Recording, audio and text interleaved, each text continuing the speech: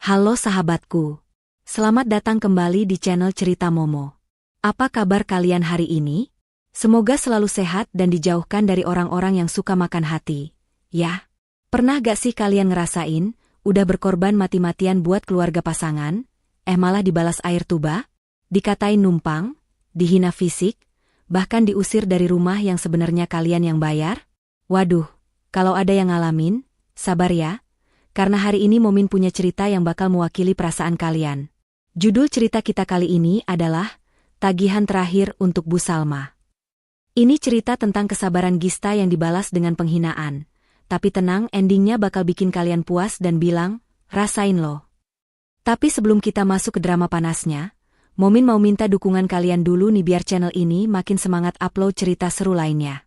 Jangan lupa tekan tombol like dan subscribe sekarang juga ya. Terus, yuk kita absen dulu biar makin akrab. Coba tulis nama, asal kota, dan ketik kata, hadir, di kolom komentar di bawah. Momin pengen tahu nih, sahabat cerita Momo hari ini paling jauh dari kota mana aja? Oke, udah siap ngeliat karma instan buat mertua yang sombong? Pasang sabuk pengaman emosi kalian, dan mari kita mulai ceritanya. Suara ketikan jemari di atas papan ketik laptop menjadi satu-satunya irama yang terdengar di ruang tengah rumah itu.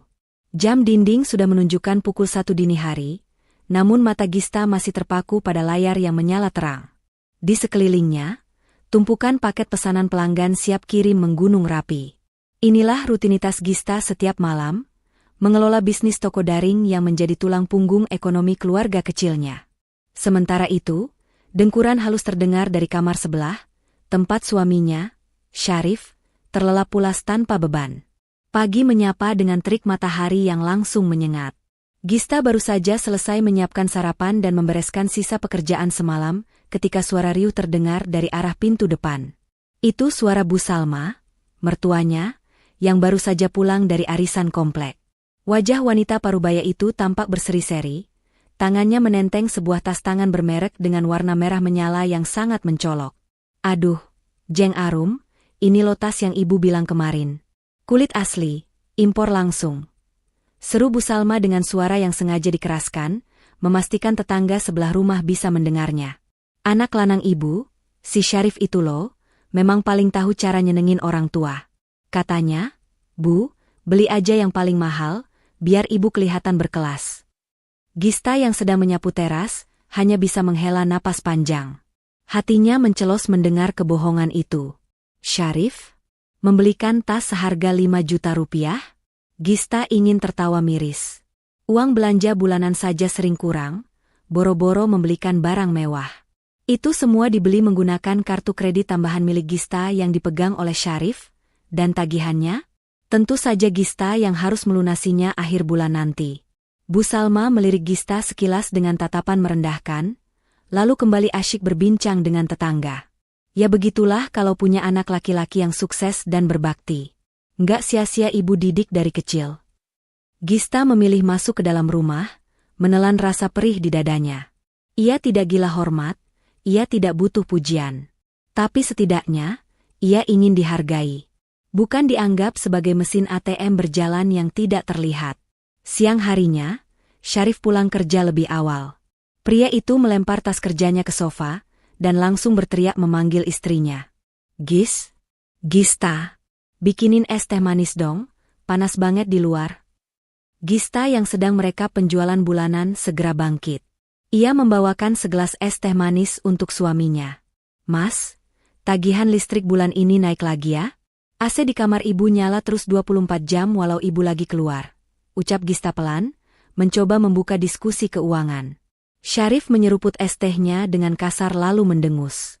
Ya ampun, Gis. Sama orang tua kok hitung-hitungan banget sih? Biarin aja lah ibu mau pakai AC kek. Mau pakai kulkas kek. Itu rumah dia juga. Lagian rezeki aku kan lancar buat bayar itu semua. Gista terdiam. Rezeki lancar? Gaji Syarif sebagai staf administrasi biasa bahkan habis untuk cicilan motor sport yang ia inginkan dan rokoknya sendiri. Sisanya, menguap entah kemana. Selama 3 tahun pernikahan ini, tabungan Gista lah yang menambal semua kebocoran kapal rumah tangga mereka. Malam harinya di meja makan, suasana terasa lebih mencekam dari biasanya. Bu Salma memandangi piring lauk di depannya dengan tatapan tidak selera. Hanya ada sayur sop, tempe goreng, dan sambal. "Syarif," panggil Bu Salma dengan nada manja yang dibuat-buat. "Ibu tuh tadi lihat di Instagram, ada restoran seafood baru buka di jalan depan. Teman-teman arisan ibu sudah pada nyoba. Kapan kamu ajak ibu ke sana? Bosen makan beginian terus." Kering kerontang.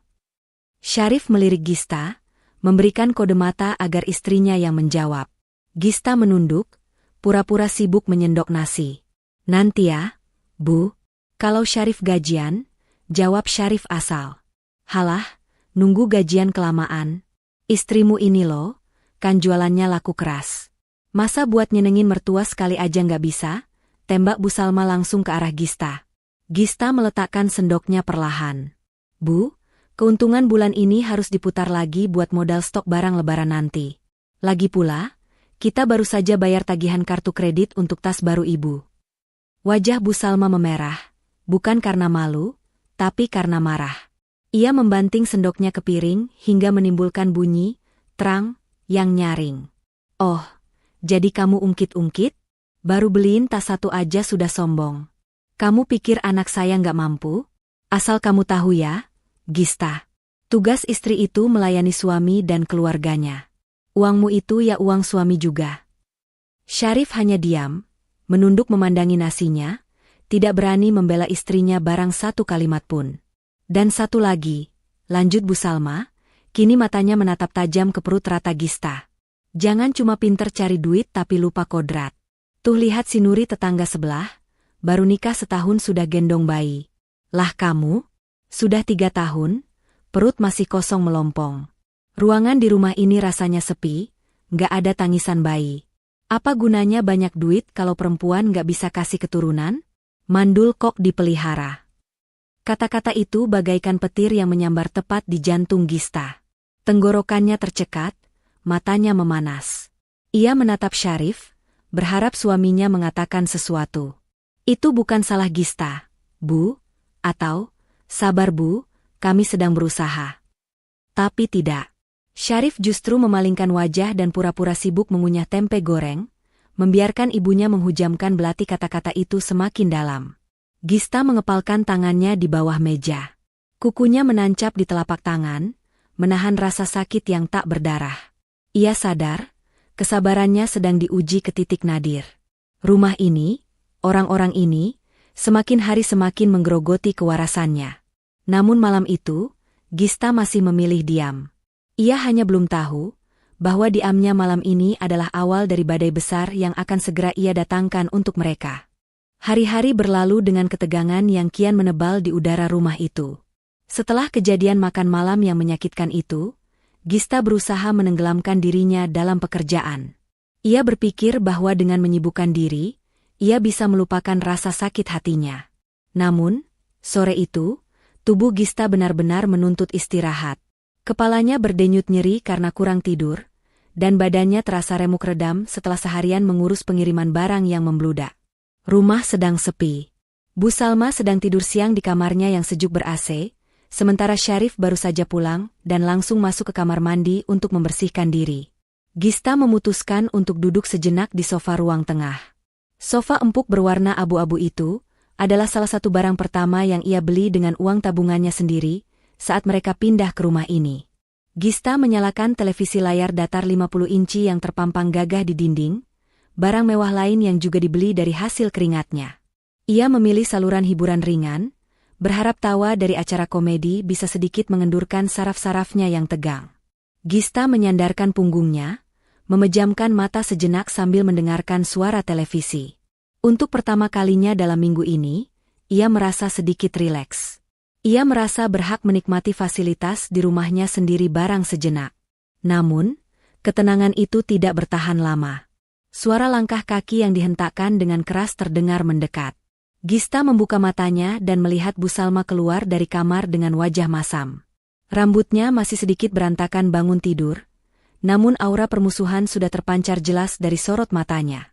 Wanita itu berjalan lurus ke arah meja televisi, tangannya menyambar remote yang tergeletak di samping Gista, dan tanpa babe ibu langsung menekan tombol power. Layar televisi seketika menjadi gelap. Hening menyergap ruangan itu secara tiba-tiba, menyisakan suara dengungan AC dari kamar Bu Salma yang pintunya terbuka.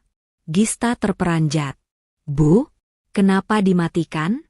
"Aku lagi nonton sebentar buat istirahat," tanya Gista dengan nada yang masih berusaha sopan, meski dadanya mulai bergemuruh. Bu Salma melempar remote itu ke sofa dengan kasar hingga memantul pelan. Ia berkacak pinggang, menatap menantunya dengan pandangan yang seolah-olah Gista adalah kotoran yang menempel di lantai bersihnya. "Istirahat? Kamu pikir hidup itu cuma buat santai-santai?" sembur Bu Salma dengan suara melengking. "Lihat tuh jam dinding. Masih sore sudah leha-leha nonton TV. Listrik itu mahal, Gista. Jangan boros. Mentang-mentang merasa cari duit, terus mau hambur-hamburkan listrik di rumah ini seenaknya." Gista menarik napas panjang, berusaha menahan emosinya agar tidak meledak. "Bu, aku yang bayar token listriknya kemarin. Aku cuma nonton 15 menit. Apa salahnya?" Mendengar jawaban Gista, mata Bu Salma melotot. Ia maju selangkah, menunjuk wajah Gista dengan jari telunjuknya yang dihiasi cincin emas tebal. "Oh, berani menjawab kamu sekarang ya?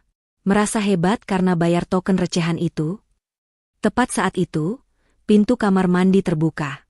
Syarif keluar dengan handuk melilit di leher dan rambut yang masih basah.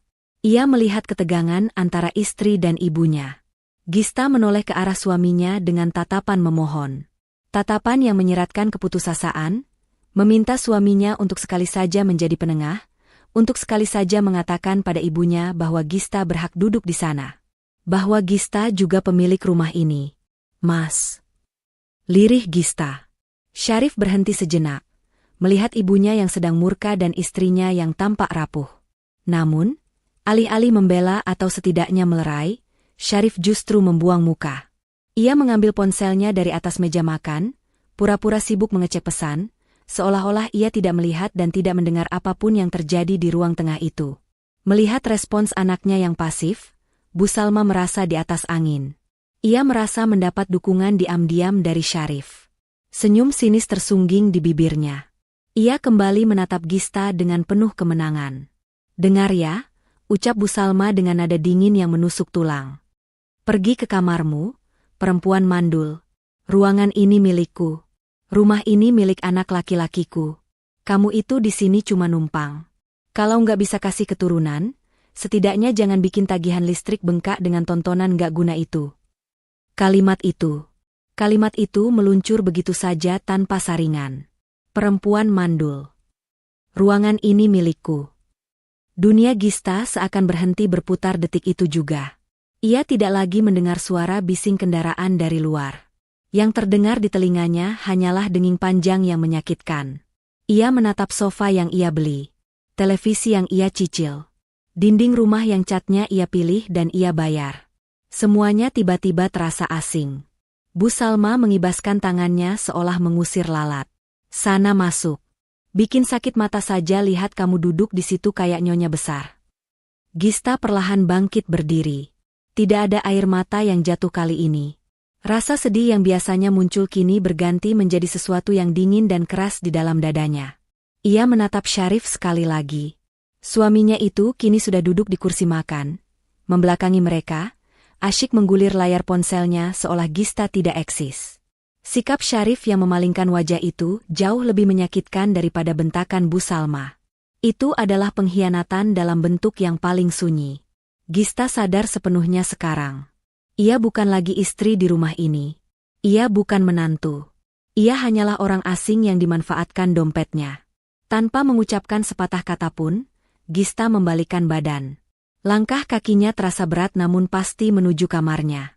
Bukan untuk menangis di bawah bantal seperti yang biasa ia lakukan dulu. Tidak. Kali ini berbeda. Saat tangan Gista menyentuh gagang pintu kamarnya, ia mendengar Bu Salma mendengus di belakangnya, bergumam kepada Syarif, "Gitu dong, harus tegas sama istri. Biar nggak ngelunjak." Gista menutup pintu kamar dengan pelan. Suara, klik, kunci pintu terdengar nyaring di keheningan kamar.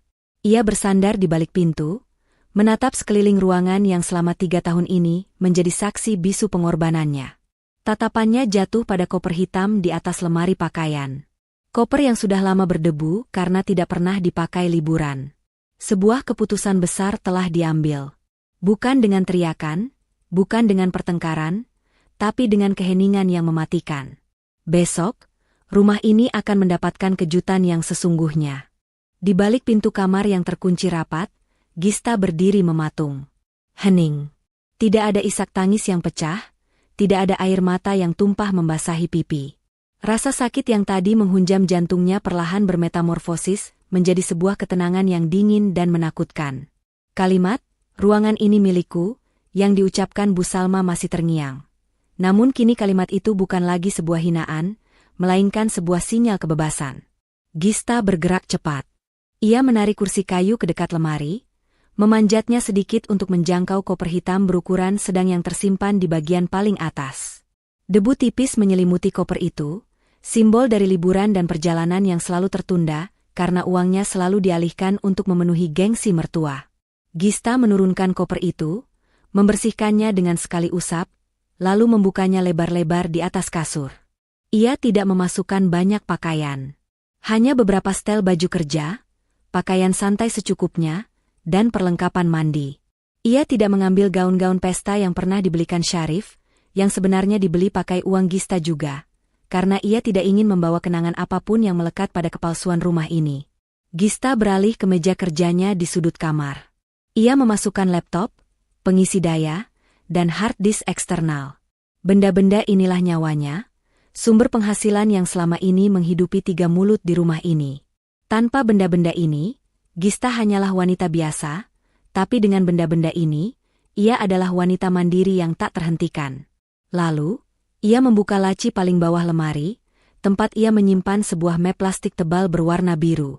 Gista memeriksa isinya dengan teliti. Buku nikah, ijazah, sertifikat deposito atas nama pribadinya, dan beberapa dokumen perjanjian perbankan. Ia memastikan tidak ada satu lembar pun kertas penting yang tertinggal. Terakhir, ia membuka kotak perhiasan kecil. Cincin kawin di jari manisnya ia lepas perlahan. Menatapnya sekilas dengan tatapan kosong, lalu meletakkannya di atas meja rias. Sebagai gantinya, ia mengenakan cincin emas putih bermata berlian, warisan almarhumah ibunya, yang jauh lebih berharga. Setelah semua siap, Gista merogoh ponsel dari saku celananya. Ia menekan sebuah nama di daftar kontak, Rina Lawyer. Hanya butuh 2 kali nada sambung sebelum suara di seberang sana menjawab. "Halo, Gis?" Tumben telepon malam-malam. "Ada apa?" Suara Rina terdengar cemas. Gista menarik napas dalam, memantapkan suaranya agar tidak terdengar bergetar. "Rin, maaf ganggu. Aku butuh bantuan kamu. Aktifkan rencana B sekarang." Hening sejenak di ujung telepon. Rina, sahabat sekaligus konsultan hukum dan keuangannya, tahu betul apa arti kode itu. Mereka pernah membicarakannya setahun lalu saat Gista mulai merasa diperlakukan tidak adil. Namun saat itu Gista masih memilih bertahan demi cinta. "Kamu yakin, Gis? Rencana B berarti pemutusan total." "Total cut off?" tanya Rina memastikan. "Sangat yakin, Rin. Cabut semua fasilitas.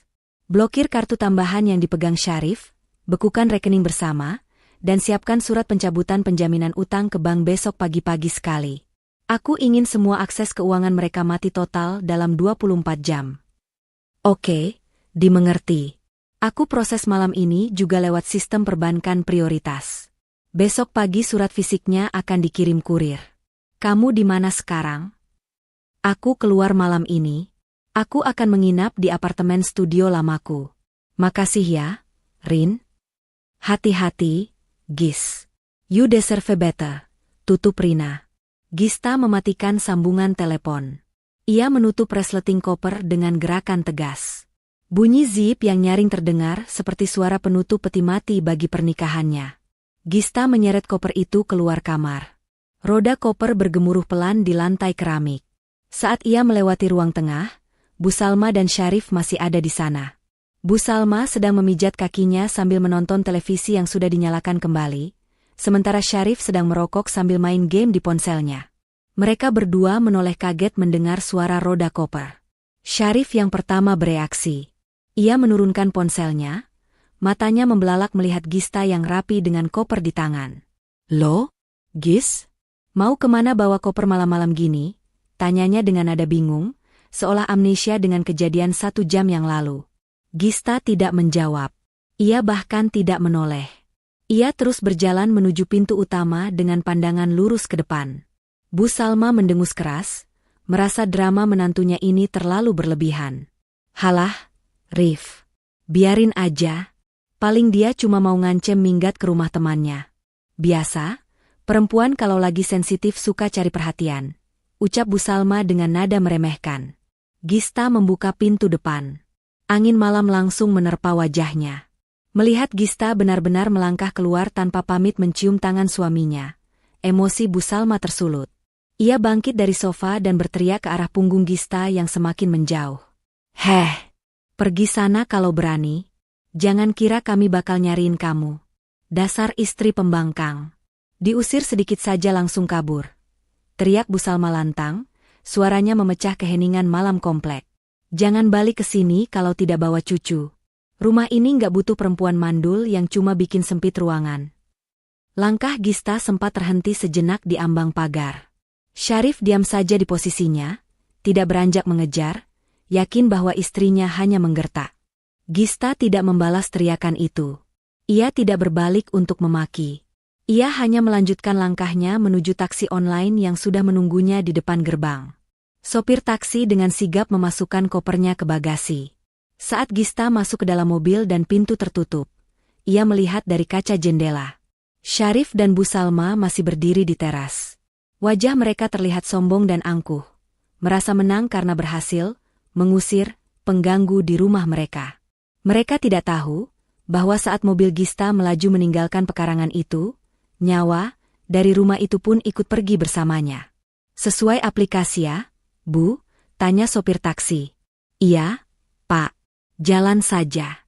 Jangan pernah lihat ke belakang," jawab Gista pelan. Malam itu, Gista tidur di apartemen kecilnya sendirian. Tanpa dengkuran suami yang tidak peduli, tanpa sindiran mertua yang menyakitkan. Untuk pertama kalinya dalam 3 tahun, ia tidur dengan perasaan merdeka. Sementara di rumah sana, bom waktu yang Gista pasang lewat telepon Rina tadi, detiknya mulai berjalan mundur. Tik-tok, tik-tok, menuju ledakan fajar esok hari. Cahaya matahari pagi menerobos masuk melalui celah-celah gorden ruang tengah yang belum dibuka. Jarum jam sudah menunjuk angka 9, waktu yang terbilang sangat siang untuk memulai aktivitas rumah tangga. Namun, suasana di rumah itu terasa sunyi senyap, berbeda dari biasanya yang selalu riuh dengan suara blender atau dentingan spatula di dapur sejak subuh. Bu Salma menggeliat di balik selimut tebalnya. Ia membuka mata perlahan, menarik napas panjang, dan tersenyum lebar. Udara pagi ini terasa jauh lebih segar baginya. Tidak ada wajah Gista yang menurutnya selalu membawa aura suram di rumah ini. Akhirnya, gumam Bu Salma sambil menyisir rambutnya dengan jari. Rumah ini kembali tenang. Tidak ada orang asing yang sok mengatur. Dengan langkah ringan bak seorang ratu yang baru bangun dari tidur cantiknya, Bu Salma berjalan keluar kamar. Ia membayangkan secangkir teh manis hangat dan sepiring nasi goreng spesial yang biasanya sudah tersaji di meja makan.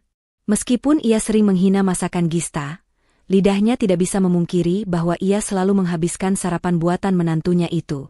Namun, senyum di wajah Bu Salma seketika luntur saat kakinya menapak di ruang makan. Meja makan itu kosong melompong. Tidak ada tudung saji yang menutupi hidangan, tidak ada uap panas dari gelas teh, bahkan tidak ada piring yang tertata.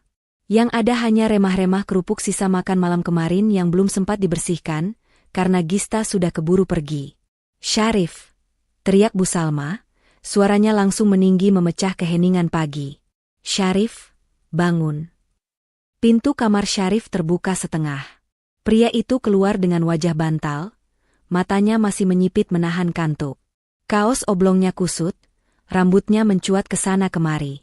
"Kenapa sih, Bu? Pagi-pagi sudah teriak." "Syarif masih ngantuk nih, hari ini kan cuti," keluh Syarif sambil menggaruk perutnya.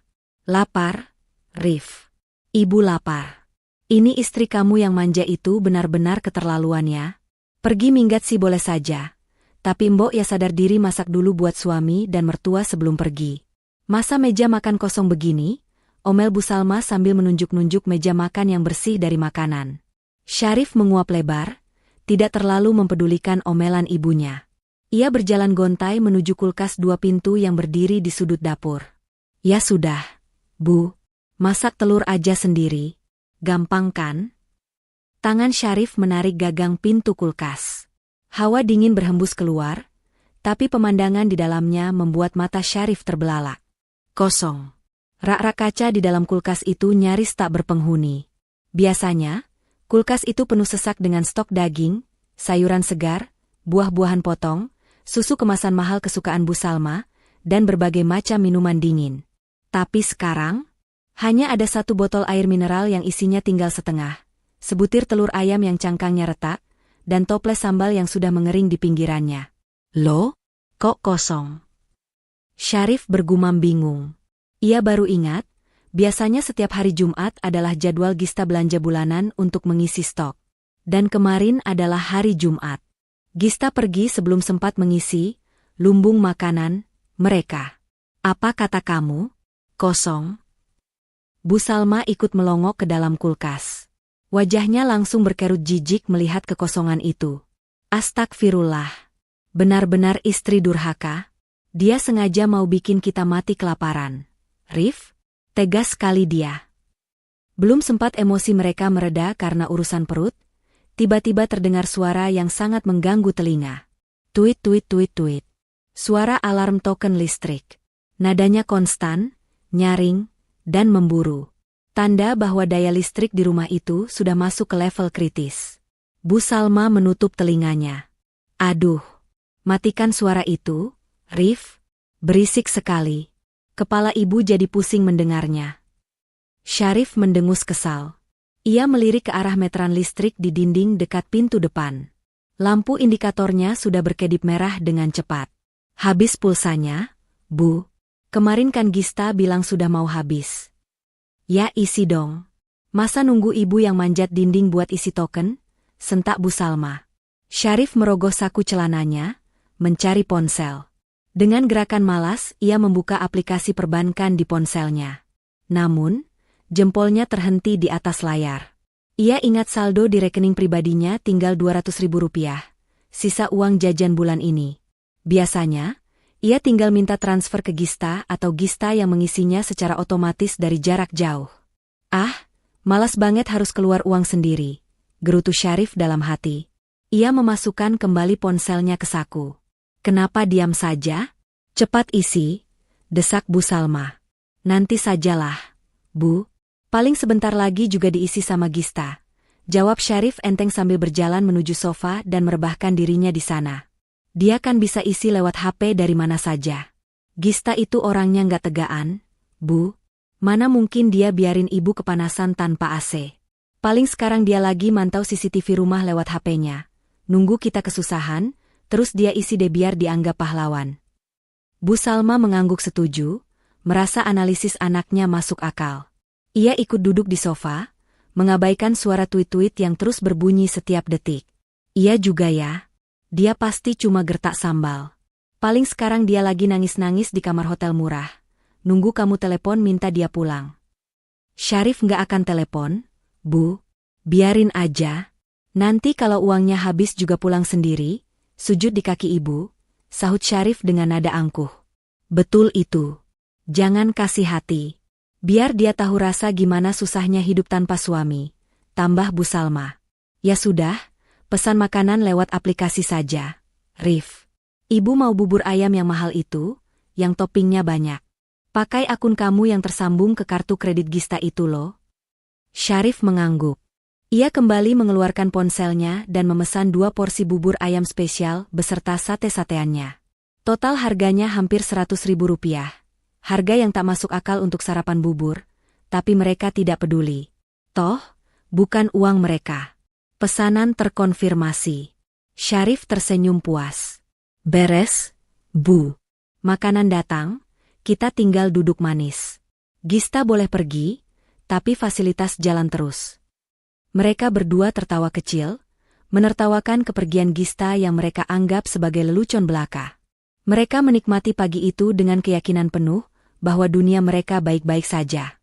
Bahwa Gista hanyalah pelayan yang sedang cuti sebentar dan akan kembali merangkak meminta pengampunan. Di sela-sela tawa mereka, suara tuit-tuit meteran listrik masih terus berbunyi, seolah menjadi hitungan mundur menuju kehancuran yang tak mereka sadari sedang mendekat dengan cepat di balik pintu gerbang. Mereka tidak tahu bahwa ketenangan pagi ini adalah hadiah terakhir sebelum badai yang sesungguhnya menerjang. Matahari siang itu bersinar tanpa ampun, memanggang atap rumah hingga suhu di dalam ruangan melonjak drastis. Setelah kekenyangan menyantap bubur ayam mahal yang dipesan tadi pagi, Bu Salma dan Syarif kini terkapar di ruang tengah.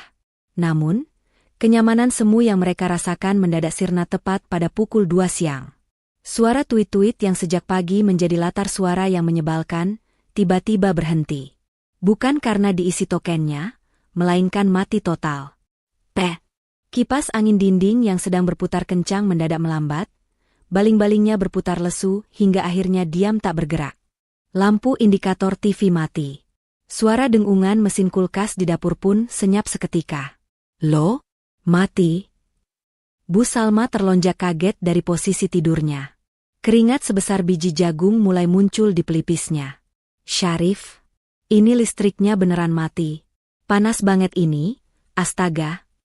Syarif yang sedang asyik main game offline di ponselnya, karena wifi rumah juga ikut mati, mendengus kesal. Ia membanting ponselnya ke sofa.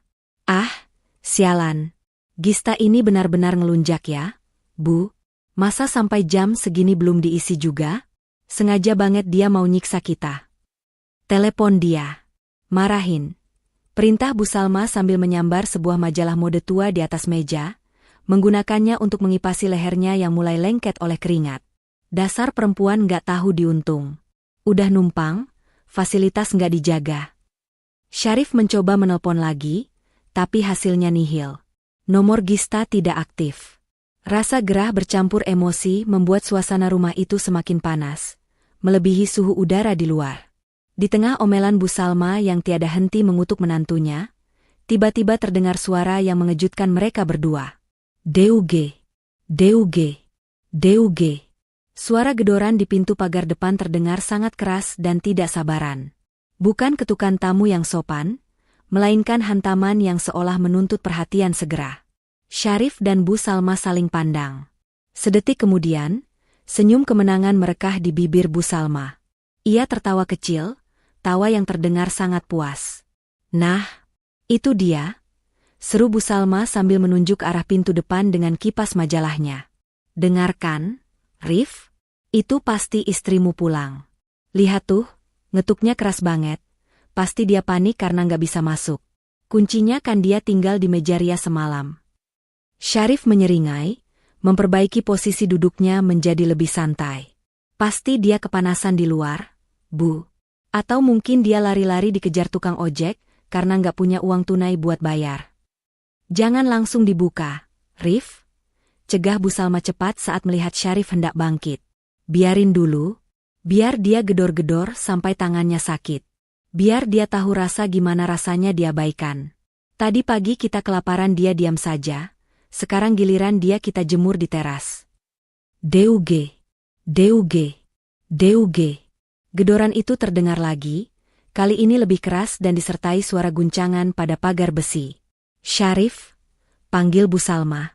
Nanti kalau kamu buka pintu, jangan langsung senyum. Pasang muka marah. Bilang sama dia, kalau mau masuk rumah ini lagi, cium kaki ibu dulu.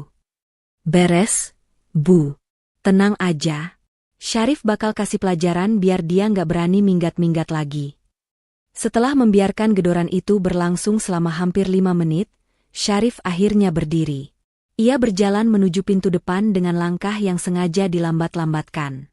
Ia mengatur ekspresi wajahnya agar terlihat sangar dan menakutkan. Di benaknya, ia sudah menyusun kalimat-kalimat pedas untuk menyambut Gista yang ia bayangkan sedang menangis memohon ampun di balik pintu. Syarif memutar kunci pintu utama, lalu membukanya dengan sentakan kasar. Heh, ngapain gedor-gedor kayak orang gila? Udah puas minggatnya? Sini masuk, cium kaki I. Kalimat Syarif terputus di tenggorokan. Matanya membelalak lebar, mulutnya menganga tapi tak ada suara yang keluar. Sosok yang berdiri di hadapannya bukanlah Gista. Tidak ada wanita berbadan mungil dengan mata sembab yang ia harapkan. Di sana, berdiri 3 orang pria berbadan tegap. Pria yang berdiri paling depan mengenakan kemeja batik lengan panjang yang rapi, namun wajahnya kaku tanpa senyum sedikitpun. Di tangannya tergenggam sebuah map plastik tebal berwarna merah. Sementara 2 orang lainnya di belakangnya mengenakan pakaian safari hitam, dengan lengan berotot yang terlihat jelas siap meremukan apa saja. Aura intimidasi langsung menyergap Syarif. Nyalinya yang tadi setinggi langit mendadak ciut menjadi sebutir debu. Siapa ya?" tanya Syarif gagap. Kakinya refleks mundur selangkah. Pria berkemeja batik itu menatap Syarif dari ujung rambut sampai ujung kaki dengan tatapan menyelidik. Ia tidak menjawab pertanyaan Syarif, melainkan balik bertanya dengan suara bariton yang berat dan tegas. "Benar ini kediaman Bapak Syarif dan Ibu Salma?" Iya, benar. Saya Syarif," jawabnya ragu. Bu Salma yang merasa penasaran karena tidak mendengar suara tangisan Gista, berteriak dari dalam rumah. "Rif, siapa itu? Suruh Gista masuk, jangan manja dia." Pria batik itu tersenyum tipis, senyum yang sama sekali tidak menyiratkan keramahan. Ia melangkah maju memasuki teras tanpa dipersilakan, diikuti oleh 2 pengawal di belakangnya. "Maaf, Pak, kami bukan Bu Gista," ucap pria itu sambil membuka map merah yang dibawanya. "Perkenalkan, nama saya Reno. Saya dari tim penagihan aset dan eksekusi jaminan bank." Syarif menelan ludah dengan susah payah.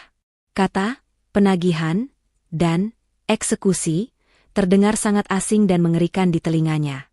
Ada urusan apa ya, Pak? Salah alamat mungkin?" elak Syarif, mencoba menyangkal firasat buruk yang mulai merayapi punggungnya. Pak Reno menggeleng pelan. "Tidak mungkin salah alamat, Pak. Kami datang untuk mencari penjamin utama aset di alamat ini, yaitu Ibu Gista. Tapi karena beliau tidak bisa dihubungi dan berdasarkan data terbaru, beliau sudah mencabut kuasa penjaminan, maka urusan ini sekarang jatuh ke tangan Anda dan Ibu Salma." Bu Salma akhirnya muncul di ambang pintu. Wajahnya yang tadi sombong kini berubah pucat pasi melihat 3 pria asing bertubuh besar memenuhi teras rumahnya yang sempit. "Ada apa ini? Siapa kalian? Jangan macam-macam ya, ini rumah saya," bentak Bu Salma, mencoba mempertahankan sisa-sisa gengsinya meski suaranya bergetar. Pak Reno menatap Bu Salma dengan tatapan dingin. "Rumah Ibu? Yakin ini rumah Ibu?" Pertanyaan sederhana itu menggantung di udara, menciptakan ketegangan yang mencekik leher ibu dan anak itu. Siang yang terik itu mendadak terasa dingin, seolah mendung tebal baru saja turun tepat di atas kepala mereka. "Lancang sekali kamu bicara." Bu Salma maju selangkah, menepis rasa takutnya dengan amarah yang meledak-ledak. Jari telunjuknya teracung tepat di depan wajah Pak Reno. "Dengar ya, Pak. Rumah ini dibeli lunas oleh anak laki-laki saya, Syarif. Dia bekerja keras banting tulang untuk memberikan tempat tinggal layak bagi ibunya. Jadi jangan asal bicara mempertanyakan kepemilikan rumah ini." Syarif yang berdiri di belakang ibunya mengangguk cepat, berusaha membusungkan dadanya meski lututnya terasa lemas. Iya, benar. Ini rumah saya. Sertifikatnya atas nama saya, Syarif Hidayat. Kalian mau menipu ya? Mau memeras?" Pak Reno tidak marah. Ia justru tertawa kecil, sebuah tawa kering yang terdengar meremehkan. Ia menoleh kepada 2 rekannya yang berbadan tegap, seolah mengajak mereka menikmati lelucon yang baru saja didengarnya. "Dibeli lunas? Banting tulang?" ulang Pak Reno dengan nada satir. Perlahan, ia membuka map merah di tangannya dan menarik selembar dokumen panjang dengan kop surat resmi bank ternama. "Mari kita luruskan dongeng indah ibu dan bapak ini dengan sedikit realita." Pak Reno menyodorkan kertas itu ke hadapan wajah Syarif. "Silakan dibaca, Pak Syarif. Ini adalah salinan perjanjian kredit KPR, kredit kendaraan bermotor, dan kredit multiguna untuk perabotan rumah tangga. Semuanya tercatat atas nama Bapak Syarif Hidayat sebagai debitur. Benar?" Syarif menyipitkan mata membaca dokumen itu. Di sana tertulis namanya dengan jelas. "Iya, benar kan? Nama saya, Berarti ini milik saya? Serunya bangga, merasa menang. Baca lagi baris di bawahnya, Pak, potong Pak Reno tajam. Di kolom, penjamin utama, dan sumber dana pembayaran. Mata Syarif turun ke baris yang ditunjuk. Di sana tertulis nama Gista Pratiwi. Selama 3 tahun ini, Pak Reno mulai menjelaskan dengan nada seperti guru yang sedang mengajari murid bodoh. Cicilan rumah mewah ini sebesar 8 juta per bulan. Cicilan mobil sport Bapak 5 juta per bulan. Dan cicilan kartu kredit untuk gaya hidup Ibu Salma rata-rata 10 juta per bulan. Total kewajiban bulanan keluarga ini adalah 23 juta rupiah. Pak Reno menatap Syarif lekat-lekat. Boleh saya tahu, Pak Syarif, gaji Bapak sebagai staf administrasi berapa? 4 juta? 5 juta? Wajah Syarif seketika memerah padam. Keringat dingin mulai mengucur deras di punggungnya. Ia tidak bisa menjawab. Mulutnya terkunci rapat. Matematikanya sederhana. Bu Salma, lanjut Pak Reno, kini beralih menatap wanita tua itu. Anak ibu tidak pernah membeli rumah ini. Anak ibu hanya meminjamkan namanya. Yang membayar setiap sen, setiap batu bata, setiap hembusan udara dingin AC yang ibu nikmati selama ini, adalah Ibu Gista. Istri yang ibu sebut, menumpang, itu sebenarnya adalah pondasi yang menahan atap rumah ini agar tidak rubuh menimpa kepala kalian. Bu Salma terhuyung ke belakang, tangannya merabat tembok mencari pegangan. Enggak mungkin. Kamu pasti bohong. Gista itu cuma jualan online recehan. Mana mungkin dia punya uang sebanyak itu? Syarif yang kasih uang ke dia. Data perbankan tidak pernah berbohong. Bu, sahut Pak Reno dingin. Rekening Ibu Gista lah yang terdebet otomatis setiap tanggal 1. Tidak pernah telat sehari pun. Sampai hari ini.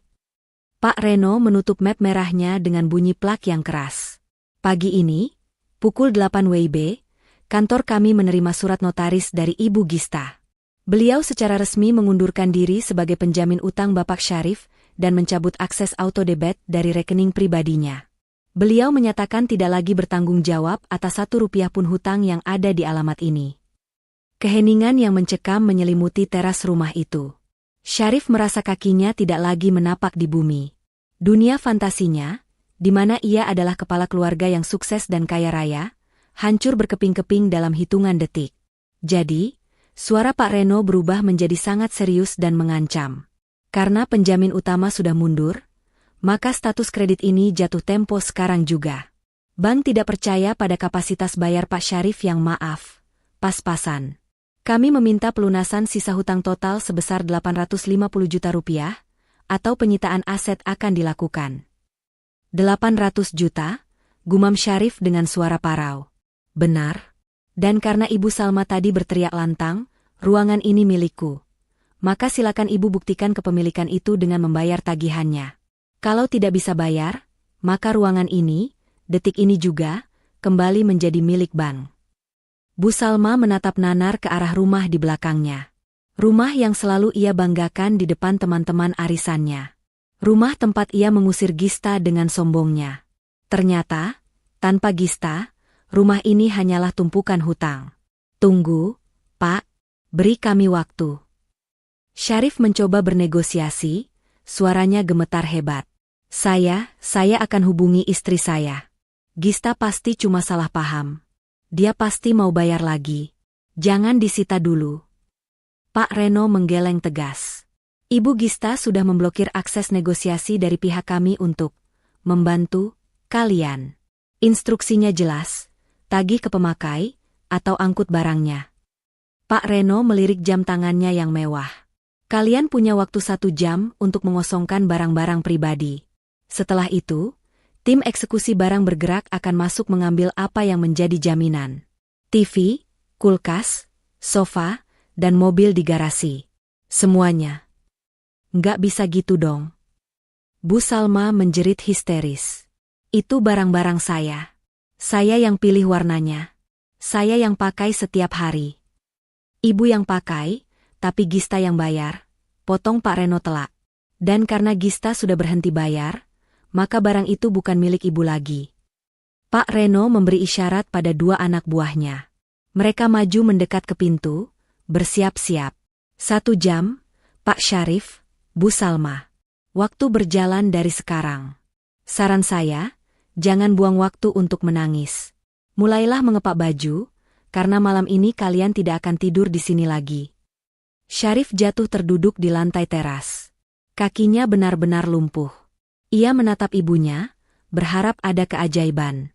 Tapi Bu Salma sendiri sudah pucat pasi seperti mayat hidup.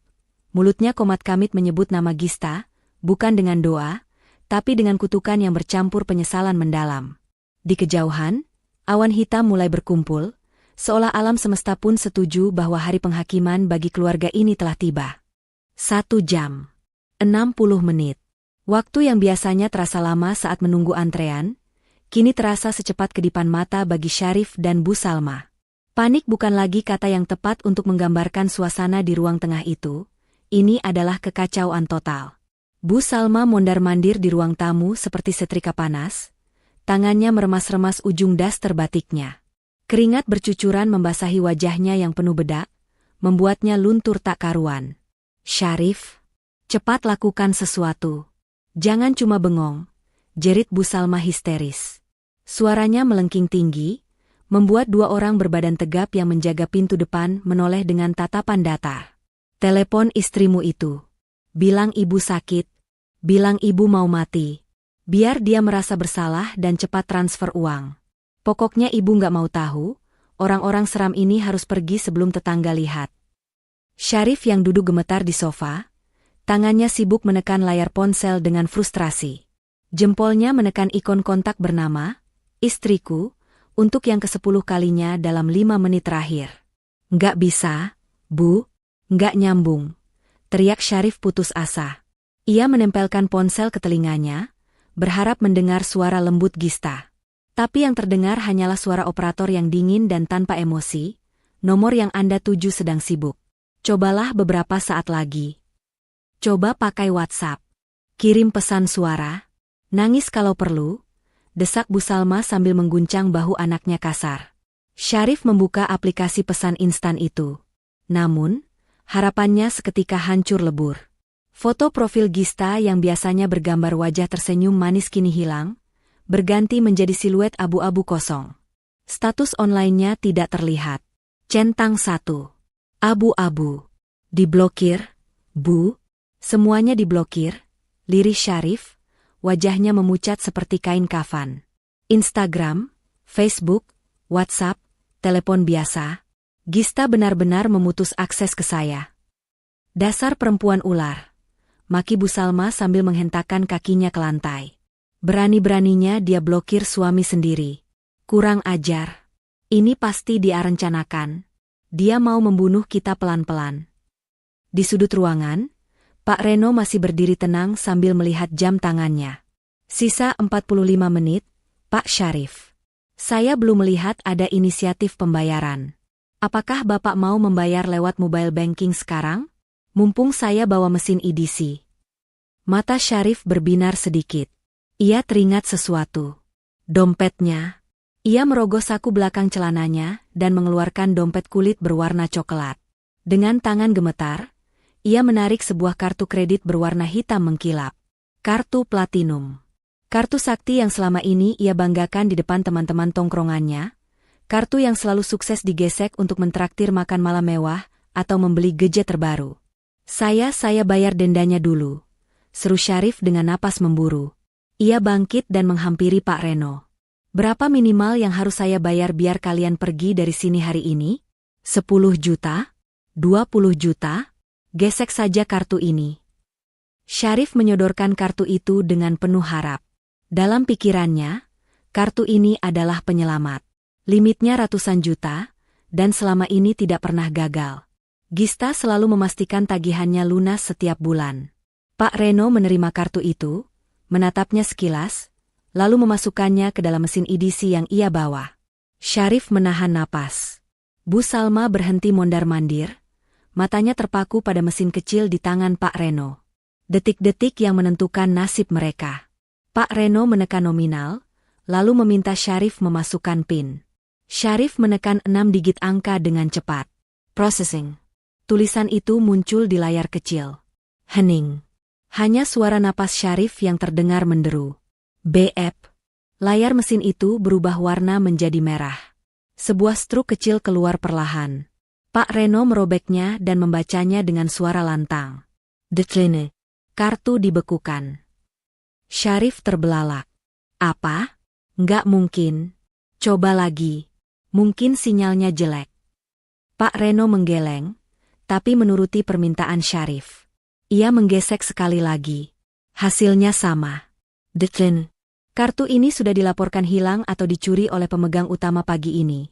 Pak, jelas Pak Reno datar, mengembalikan kartu itu pada Syarif.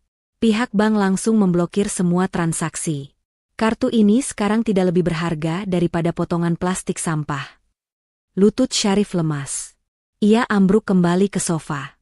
Kartu itu terlepas dari tangannya, jatuh tergeletak di lantai ubin yang dingin. Simbol kejayaannya, simbol harga dirinya sebagai suami kaya, kini hanyalah sampah. Gista. Gumam Syarif tak percaya. Dia benar-benar tega. Bukan tega, Pak, sela Pak Reno tajam. Itu namanya cerdas finansial. Untuk apa membiayai orang yang tidak menghargai pemberi dana? Bu Salma yang mendengar itu langsung meledak tangisnya. Bukan tangis sedih, tapi tangis marah dan malu. Aduh, mati aku. Kalau kartu itu nggak bisa dipakai, kita bayar pakai apa? Uang ibu di dompet cuma ada 50.000. Syarif, kamu punya tabungan sendiri kan? Kamu kerja bertahun-tahun masa nggak punya simpanan? Syarif menunduk dalam-dalam, menghindari tatapan ibunya yang menuntut. Tabungan Syarif habis, Bu. Buat modif motor bulan lalu, terus buat beli jam tangan yang ibu minta pas ulang tahun. Apa? Bu Salma menjerit, tangannya memukul-mukul dada Syarif. Jadi kamu nggak punya uang sepeser pun? Kamu ini laki-laki macam apa? Istri minggat kamu miskin mendadak. Goblok. Goblok. Ibu juga yang minta ini itu. Balas Syarif membentak, kesabarannya habis karena terus dipojokkan. Ibu yang suruh Syarif jangan kasih uang ke Gista biar dia tunduk. Ibu yang bilang Gista itu cuma sapi perah. Sekarang sapinya pergi, ibu nyalahin Syarif? Pertengkaran hebat pun pecah di antara ibu dan anak itu. Saling menyalahkan, saling tuding, membuka aib masing-masing di depan orang asing. Suara mereka menggema di ruangan yang panas dan pengap karena AC mati. Pak Reno hanya menggelengkan kepala melihat drama murahan di depannya. Ia mengangkat tangannya, memberi kode pada dua anak buahnya. Waktu habis untuk drama, ucap Pak Reno tegas, suaranya memotong teriakan Bu Salma. Karena tidak ada pembayaran dan kartu ditolak, kita masuk ke prosedur penyitaan. Salah satu pria berbadan besar itu mengeluarkan gulungan stiker merah besar bertuliskan disita dalam pengawasan bank. Ia berjalan menuju televisi besar 50 inci yang ada di dinding. Jangan! Teriak Bu Salma, berlari menghalangi TV itu dengan merentangkan tangannya. Ini TV kesayangan saya. Saya nonton sinetron di sini setiap malam. Jangan diambil. Pria besar itu tidak peduli. Dengan satu gerakan tangan yang kuat namun tidak kasar, ia menggeser tubuh ringkih Bu Salma ke samping. Sret! Stiker merah besar ditempel menyilang di layar TV. Televisi, disita, ucap pria itu mencatat di papan jalannya. Pria yang satu lagi berjalan ke dapur. Terdengar suara stiker ditempel di kulkas 2 pintu. Kulkas, disita. Sofa yang Bapak duduki, harap minggir, kata Pak Reno pada Syarif. Syarif, dengan wajah yang sudah tidak berbentuk lagi karena malu dan takut, terpaksa berdiri. Stiker merah ditempel di sandaran sofa kulit mahal itu. Dalam sekejap, rumah yang tadinya mewah itu berubah menjadi lautan stiker merah. Setiap barang yang memiliki nilai, setiap benda yang menjadi kebanggaan Bu Salma saat pamer ke tetangga, kini memiliki cap sebagai barang sitaan. Mobil di garasi, perintah Pak Reno. Ambil kuncinya. Syarif meraba sakunya dengan tangan gemetar. Kunci mobil sport yang menjadi identitas kelaki-lakiannya itu terasa berat sekali untuk dilepaskan. Pak, tolong Pak. Syarif memohon, air mata mulai menggenang di pelupuk matanya. Kalau mobil diambil, saya kerja naik apa? Ibu kalau sakit ke dokter naik apa? Naik angkot, Pak. Seperti orang biasa yang tidak punya hutang, jawab Pak Reno dingin sambil menyambar kunci itu dari tangan Syarif. Suara mesin mobil yang dinyalakan di garasi terdengar menderu. Suara yang biasanya membuat Syarif bangga, kini terdengar seperti suara perpisahan yang menyakitkan. Mobil itu mundur perlahan keluar dari garasi, dibawa oleh salah satu anak buah Pak Reno.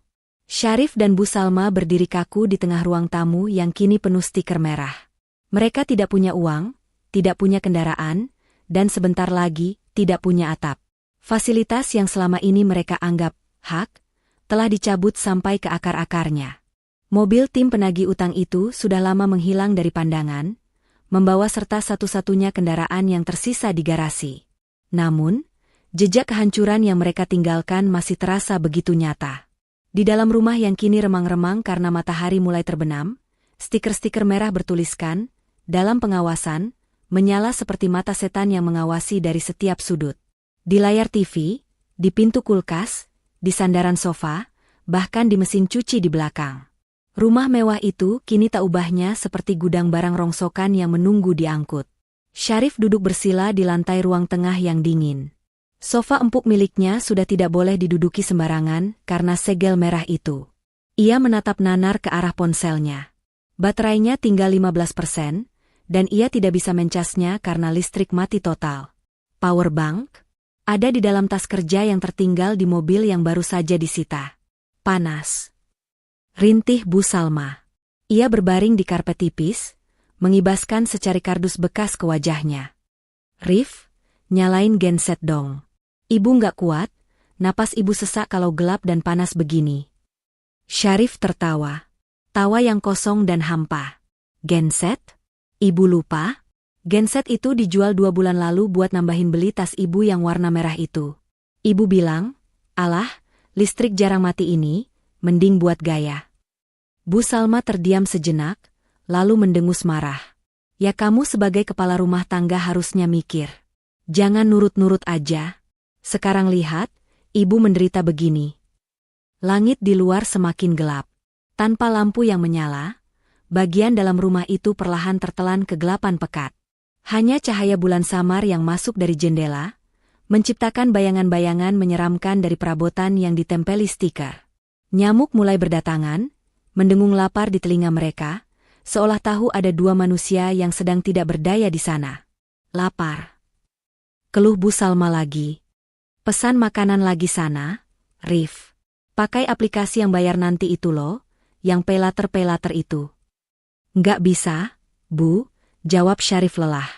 Kenapa nggak bisa? Kamu jangan pelit sama orang tua. Syarif melempar ponselnya ke lantai di hadapan ibunya. Layarnya menyala redup menampilkan halaman login aplikasi ojek online. Lihat sendiri, Bu. Akunnya logout. Keluar sendiri, bentak Syarif. Tadi Syarif coba masuk lagi, passwordnya salah. Syarif coba, lupa password, email pemulihannya sudah diganti ke email Gista. Semuanya, Bu, akun Gojek, Grab, Shopee, Traveloka, Netflix semuanya akun Gista. Kita selama ini cuma nebeng di akun dia. Syarif menjambak rambutnya sendiri dengan frustrasi. Selama ini Syarif pikir Syarif yang pegang kendali. Ternyata Syarif cuma penumpang gelap di hidup istri sendiri. Begitu dia turunkan kita di pinggir jalan, kita nggak tahu arah pulang. Bu Salma bangkit duduk, matanya menyalang dalam kegelapan. Oh, jadi kamu nyalahin ibu? Kamu mau bilang ini semua salah ibu? Iya. Syarif berteriak. Suaranya menggema di ruangan kosong itu, meledak setelah bertahun-tahun dipendam. Untuk pertama kalinya dalam hidupnya, Syarif berdiri menantang ibunya. Urat-urat lehernya menonjol keluar. Ini semua gara-gara ibu. Ibu yang selalu merongrong. Ibu yang selalu hina Gista. Gista pelit, Gista mandul, Gista cuma numpang. Padahal Gista yang bayar semuanya, Bu. Gista yang bayar cicilan rumah ini biar ibu bisa pamer ke teman arisan. Gista yang bayar cicilan mobil biar ibu bisa diantar jemput kayak nyonya besar. Gista yang isi token listrik biar ibu bisa tidur nyenyak pakai AC. Syarif menunjuk wajah ibunya dengan telunjuk gemetar. Dan kemarin, ibu usir dia. Ibu bilang, ruangan ini milikku. Hah, ruangan ini milik Bang, Bu, dan tanpa Gista, kita cuma gelandangan yang numpang berteduh. Kurang ajar kamu, Syarif. Bu Salma memekik, tangannya melayang menampar pipi anaknya. Plah, suara tamparan itu terdengar nyaring. Pipi Syarif terasa panas, tapi rasa sakit di hatinya jauh lebih perih. Berani kamu bentak ibu? Ibu yang melahirkan kamu. Ibu yang membesarkan kamu sendirian setelah bapakmu minggat. Bu Salma menangis histeris, memukuli dada Syarif bertubi-tubi. Kamu lebih membela istri mandul itu daripada ibumu sendiri? Anak durhaka. Pasti kamu sudah diguna-guna sama perempuan itu. Syarif tidak melawan. Ia membiarkan ibunya memukulnya. Ia hanya berdiri diam, air matanya menetes perlahan. Bukan diguna-guna, Bu. Liris Syarif disela isak tangis ibunya. Tapi Syarif sadar. Syarif yang bodoh. Syarif laki-laki yang berlindung di ketiak ibu dan makan dari keringat istri. Syarif suami yang gagal.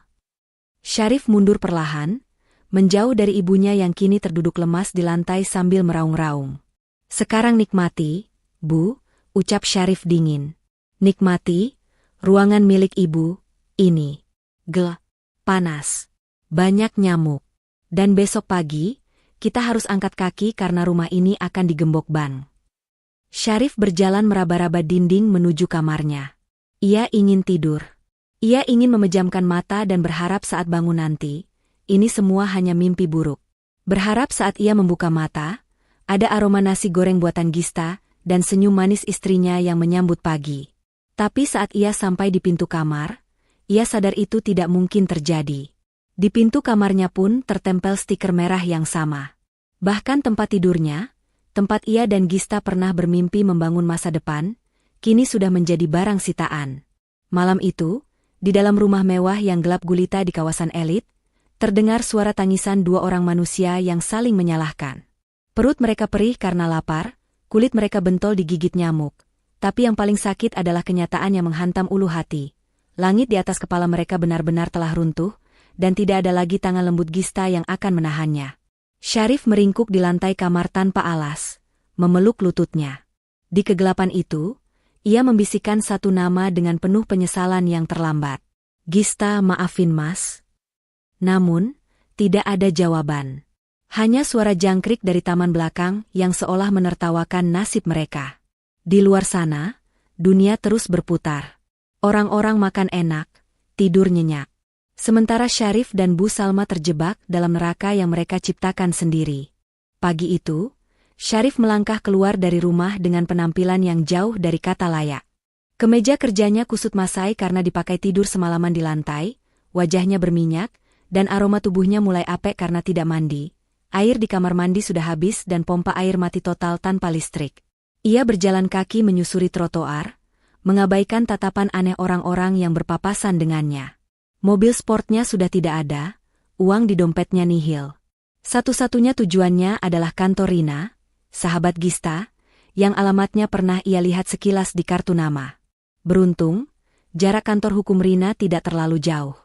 Dengan napas terengah-engah dan keringat bercucuran, Syarif sampai di sana. Setelah memohon-mohon pada resepsionis dengan wajah memelas, akhirnya ia mendapatkan informasi bahwa Gista sedang berada di sebuah kafe eksklusif di pusat kota untuk makan siang. Syarif berlari lagi. Ia harus bertemu Gista. Ia harus memperbaiki segalanya sebelum matahari terbenam, dan Ban menyegel pintu rumahnya permanen. Sesampainya di kafe tersebut, kontras yang menyakitkan langsung menampar wajah Syarif. Kafe itu dingin, harum aroma kopi mahal, dan dipenuhi orang-orang berpakaian rapi. Syarif merasa seperti gelandangan yang salah masuk istana. Matanya menyapu sekeliling, mencari sosok yang ia rindukan sekaligus ia takuti. Di sudut ruangan, dekat jendela kaca besar yang menghadap taman, ia melihatnya. Gista duduk di sana. Wanita itu tampak berbeda. Sangat berbeda. Gista mengenakan blazer putih bersih yang membalut tubuh mungilnya dengan elegan. Rambutnya ditata rapi. Wajahnya dipoles make-up tipis yang membuatnya terlihat segar dan bercahaya. Tidak ada lagi kantung mata hitam yang biasa Syarif lihat setiap pagi. Di hadapannya tersaji secangkir latte dan sepiring krowasang. Ia tampak tenang, berkelas, dan bahagia. Syarif memberanikan diri mendekat. Kakinya gemetar. "Gis?" panggil Syarif lirih. Gista menoleh perlahan. Tidak ada ekspresi kaget di wajahnya. Ia menatap Syarif dari atas ke bawah, melihat kekacauan penampilan suaminya dengan tatapan datar, seolah sedang melihat orang asing yang tidak sengaja lewat. "Duduk, Mas. Aku sudah menduga kamu akan mencariku," ucap Gista tenang, suaranya dingin namun sopan. Syarif menarik kursi di hadapan Gista, dan langsung menjatuhkan dirinya di sana. Ia ingin meraih tangan istrinya, tapi Gista menarik tangannya menjauh dan meletakkannya di pangkuan. "Gis, tolongin Mas, Gis." Syarif langsung merengek, air matanya merebak. "Pulanglah. Ibu sakit di rumah. Listrik mati, air mati, makanan gak ada. Kami tidur digigit nyamuk semalaman. Mas mohon, bayar tagihannya. Mas janji bakal berubah. Mas bakal tegur ibu biar gak galak lagi sama kamu." Gista menyesap kopinya perlahan, menikmati setiap tetesnya, membiarkan Syarif menyelesaikan rengekan panjangnya. "Syarif," potong Gista pelan setelah meletakkan cangkirnya. "Kamu minta aku pulang? Pulang kemana?" "Ke ruangan milik ibu. Itu rumah kita, Gis. Rumah kamu juga." "Bukan," bantah Gista tegas. "Itu rumah kamu dan ibumu. Aku cuma mesin ATM yang kalian taruh di pojok ruangan. Begitu mesinnya rusak atau pergi, kalian bingung. Itu bukan cinta, Mas. Itu eksploitasi. Tapi kita suami istri, Gis. Kita sudah janji sehidup semati." Syarif mencoba menggunakan kartu emosional. "Oke, Mas salah. Ibu salah. Tapi apa kamu gak kasihan sama masa depan kita? Kata ibu, kamu harus banyak istirahat biar bisa hamil. Mas janji bakal kerja lebih keras biar kamu bisa program hamil. Kita bikin anak, Gis. Cucu buat ibu." Mendengar kata hamil dan anak, Gista tersenyum miring. Senyum yang penuh arti dan membuat bulu kuduk Syarif meremang. Gista merogoh tas tangannya, mengeluarkan sebuah amplop putih kecil dan meletakkannya di meja. "Bukan amplop uang. Mas, ada satu hal yang selama ini aku rahasiakan dari kamu dan ibumu," ucap Gista, matanya menatap tajam manik mata Syarif. "Kalian selalu menghinaku mandul. Kalian bilang aku perempuan tak sempurna, karena rahimku kosong selama 3 tahun. Gista membuka amplop itu, mengeluarkan selembar kertas hasil pemeriksaan medis, dan sebuah papan sisa pil kontrasepsi yang sudah kosong. "Aku subur, Mas. Sangat subur. Dokter bilang tidak ada satupun yang salah dengan rahimku." Syarif terbelalak melihat bukti medis itu. "Terus, kenapa? Kenapa belum hamil?" "Karena aku yang memilih untuk tidak hamil," jawab Gista, suaranya terdengar seperti vonis hakim. "Setiap malam, aku minum pil ini diam-diam." "Kenapa?" "Karena aku sadar, Mas. Aku tidak mau menghadirkan seorang anak ke dalam neraka yang kalian sebut rumah tangga." Gista mencondongkan tubuhnya ke depan, menatap Syarif dengan intensitas yang mematikan. "Bayangkan, Mas. Kalau aku punya anak, dia akan punya nenek seperti Bu Salma yang kerjanya menghina ibunya sendiri. Dia akan punya ayah sepertimu, yang tidak punya tulang punggung dan cuma bisa berlindung di ketiak ibunya. Anakku tidak pantas mendapatkan keluarga toksik seperti itu. Jadi, aku menundanya. Aku menunggu sampai aku yakin apakah kamu layak jadi ayah." Dan ternyata jawabannya tidak. Syarif merasa ditampar ribuan kali. Fakta ini jauh lebih menyakitkan daripada kemiskinan yang baru saja menimpanya. Ternyata selama ini Gista bukan tidak bisa, tapi tidak sudi. Harga diri Syarif sebagai laki-laki hancur lebur menjadi debu. Kamu tega, Gis." Bisik Syarif, suaranya hilang ditelan keramaian kafe. "Lebih tega mana sama kalian yang memeras keringatku tapi menginjak-injak harga diriku?" balas Gista cepat. Gista kemudian mengeluarkan satu map lagi. Map berwarna coklat dengan kop surat pengadilan agama. Ia menyorongkannya ke hadapan Syarif. "Tanda tangani ini. Surat gugatan cerai. Aku sudah urus semuanya lewat Rina. Aku tidak minta harta gono gini. Ambil saja semua barang rongsokan di rumah itu, kalau Bang belum ambil. Aku cuma minta kebebasanku kembali. Syarif menatap map coklat itu dengan tangan gemetar. Kalau Mas nggak mau tanda tangan, silakan saja, jawab Gista santai sambil berdiri dan merapikan blazernya. Prosesnya akan lebih lama di pengadilan, dan selama proses itu berjalan, kamu dan ibumu tetap harus mencari tempat tinggal sendiri, karena bank akan menyegel rumah itu sore ini. Aku sudah tidak peduli. Gista mengambil tasnya, lalu menatap Syarif untuk terakhir kalinya. Tatapan itu bukan lagi tatapan istri yang memuja, melainkan tatapan wanita asing yang merasa kasihan melihat pengemis di pinggir jalan. Selamat tinggal, Syarif. Sampaikan salamku pada Bu Salma. Bilang padanya, ruangan itu sekarang benar-benar miliknya sendiri. Kosong, gelap, dan sunyi. Persis seperti hatinya. Tanpa menunggu jawaban, Gista membalikan badan dan melangkah pergi. Bunyi hak sepatu tingginya tak terdengar tegas menjauh, meninggalkan Syarif yang terduduk lemas di tengah kafe mewah. Di hadapannya tergeletak map perceraian dan sisa kopi Gista yang masih hangat. Sementara di luar sana, dunia Syarif sudah benar-benar dingin dan beku. Matahari sore itu tidak memancarkan kehangatan, melainkan menjadi sorotan lampu panggung terakhir bagi drama kejatuhan keluarga Bu Salma. Sebuah truk box berwarna kuning terparkir miring di depan pagar rumah, menutupi separuh jalan komplek. Pintu belakang truk itu terbuka lebar, siap menelan apa saja yang ada di dalamnya. Syarif berjalan gontai memasuki pekarangan rumahnya sendiri. Langkahnya berat, seolah kakinya dipasungi besi. Di tangannya, map coklat berisi gugatan cerai dari Gista, ia remas kuat-kuat hingga lecek. Pemandangan di hadapannya membuat lututnya benar-benar kehilangan tenaga. Rumah itu sudah bukan lagi rumah. Pintu utamanya terbuka lebar tanpa penjagaan. Di ruang tamu, Pak Reno berdiri memegang papan jalan, mencentang daftar barang satu persatu dengan ketukan pena yang ritmis.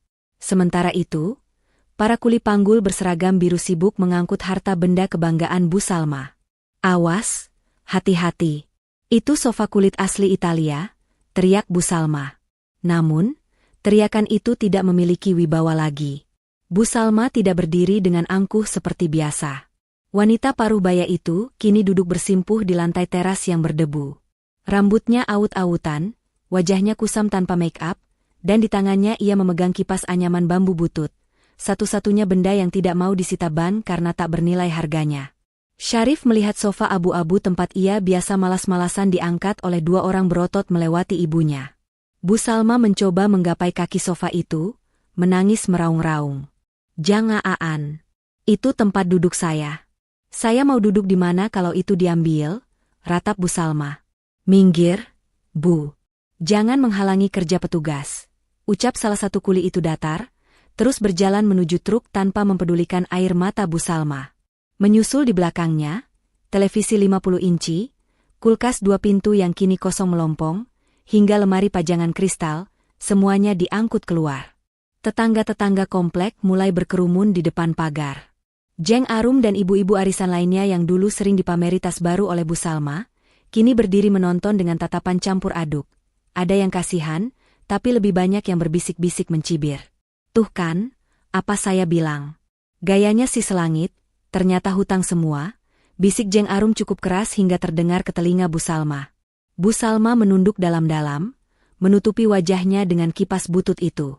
Rasa malunya sudah tak tertanggung lagi. Harga dirinya yang selama ini ia bangun setinggi langit, runtuh seketika menjadi puing-puing hinaan.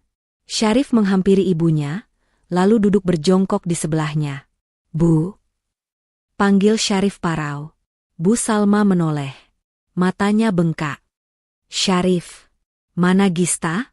Kamu sudah ketemu dia kan? Dia pasti mau bayarkan? Bilang sama orang-orang ini suruh turunkan barang-barang ibu. Syarif menggeleng lemah. Ia meletakkan map coklat lecek itu di pangkuan ibunya. Gista nggak akan datang, Bu. Dia menggugat cerai Syarif. Dia sudah pergi. Selamanya. Bu Salma ternganga melihat map itu. Harapan terakhirnya padam. Jadi, kita benar-benar miskin? Belum sempat Syarif menjawab, Pak Reno keluar dari dalam rumah. Ia membawa palu dan paku, serta sebuah papan plang berbahan seng. Dengan gerakan cekatan, ia memanjat pagar besi rumah itu. Tok, tok, tok. Suara palu yang menghantam paku terdengar seperti vonis hukuman mati. Dalam sekejap, sebuah pelang besar berwarna merah putih terpasang kokoh di pagar. Tulisan di pelang itu terbaca jelas dari jarak 10 meter. Tanah dan bangunan ini dalam penguasaan Ban dijual lelang. Tugas kami selesai, ucap Pak Reno sambil menepuk-nepuk debu di tangannya. Ia menatap Syarif dan Bu Salma yang terduduk di teras, seperti dua onggokan sampah yang tertinggal. Sesuai prosedur, kunci rumah sudah kami ganti silindernya barusan. Kalian dilarang masuk kembali ke dalam bangunan. Barang-barang pribadi kalian, baju dan dokumen, sudah kami masukkan ke dalam 2 kardus mie instan itu. Pak Reno menunjuk 2 kardus coklat lusuh yang tergeletak di pojok teras. Itulah sisa harta mereka. Dari rumah mewah, mobil sport, dan gaya hidup glamor, kini hidup mereka hanya muat dalam 2 kardus bekas. Silakan tinggalkan area ini sebelum matahari terbenam sepenuhnya, atau kami panggil satpam komplek untuk pengusiran paksa, tutup Pak Reno dingin, lalu naik ke mobil operasionalnya dan pergi mengikuti truk box kuning itu. Hening. Hanya suara angin sore yang menerbangkan debu di halaman. Tiba-tiba, sebuah mobil sedan hitam mengkilap melintas pelan di depan rumah. Kaca jendela belakangnya terbuka setengah. Syarif mendongak. Jantungnya berdegup kencang. Ia mengenali mobil itu. Itu taksi premium bandara. Di dalamnya, terlihat siluet Gista. Wanita itu mengenakan kacamata hitam, duduk bersandar dengan nyaman sambil memegang tiket pesawat di tangannya. Gista menoleh sekilas ke arah rumah itu, melihat pelang, dijual, melihat rumah yang gelap gulita, dan melihat mantan suami serta mertuanya yang duduk merana di samping kardus bekas. Syarif berdiri, hendak berteriak memanggil Gista. Namun Gista tidak berhenti. Ia bahkan tidak menurunkan kacanya lebih rendah. Ia hanya menaikkan kaca jendela itu perlahan sampai tertutup rapat, memutus kontak mata terakhir mereka. Mobil itu melaju mulus, meninggalkan debu tipis yang menerpa wajah Syarif, membawa Gista menuju kehidupannya yang baru, liburan ke Eropa yang selama ini hanya jadi angan-angan karena uangnya habis diperas mertua. Syarif kembali jatuh terduduk. Ia menatap Bu Salma yang kini menangis tanpa suara, memeluk kardus mie instan berisi baju-baju daster lamanya. Ruangan ini milik ibu. Gumam Syarif mengulang kalimat ibunya tempo hari dengan nada getir. Sekarang, ibu benar. Ruangan kosong dan gelap ini, kenangannya jadi milik ibu selamanya. Malam pun turun membungkus komplek elit itu. Di trotoar depan rumah mewah yang kini tergembok rapat, 2 sosok manusia berjalan tertatih-tatih menyeret kardus, diiringi tatapan tetangga dan perut yang keroncongan, memulai babak baru kehidupan mereka sebagai orang asing yang tak punya apa-apa. Pesan moral cerita ini. Jangan menggigit tangan yang memberimu makan, hargailah pasangan atau orang yang telah berkorban membiayai hidupmu. Keserakahan dan rasa tidak bersyukur hanya akan membawa pada kehancuran. Gaya hidup bukan segalanya. Jangan memaksakan gaya hidup mewah demi gengsi dan pujian orang lain, apalagi jika itu dibangun di atas penderitaan pasangan sendiri. Kesabaran ada batasnya, diamnya seseorang yang sabar bukan berarti kelemahan. Ketika orang yang tulus sudah lelah dan memilih pergi, tidak ada penyesalan yang mampu membawanya kembali.